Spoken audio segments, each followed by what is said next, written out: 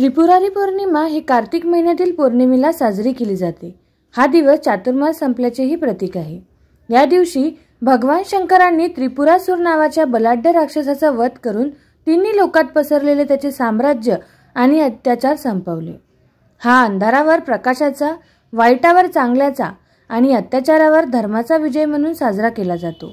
म्हणूनच याला त्रिपुरारी पौर्णिमा म्हणतात। याला देवदिवाळी असेही म्हणतात, कारण चातुर्मास संपल्यानंतर देव जागे होतात आणि हा आनंद उत्सव दिवे लावून साजरा केला जातो। या दिवशी त्रिपुरवात लावली जाते। त्रिपुरवात कशी बनते? कापूस पिंजून त्याच्या बारीक दोऱ्यांसारख्या वाती बनवल्या जातात।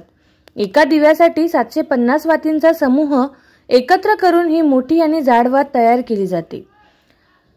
पूर्वी ही वात घरच्या स्त्रिया कापसांपासून स्वतः बनवत असत। सध्या ही वात बाजारात सहजपणे विकत मिळते, ज्यामुळे ती बनवण्याचा वेळ वाचतो। ही वात प्रामुख्याने शिवमंदिरात उंच दीपमाळेवर किंवा महादेवाच्या पिंडीसमोर मातीच्या मोठ्या दिव्यामध्ये लावली जाते। काही घरांमध्ये ही वात लावली जाते। ही वात शक्यतो तुपात प्रज्वलित केली जाते। ही त्रिपुर वात पूर्णपणे जळल्यानंतर तिच्या राखेतून मिळालेला अंगारा शिवलिंगाला आणि घरातल्या सर्वांना लावला जातो। महादेवाला भस्म प्रिय असल्याने या भस्माचा विशेष मान असतो। आपण लावलेला प्रत्येक दिवा म्हणजे ज्ञान आणि सद्भावना।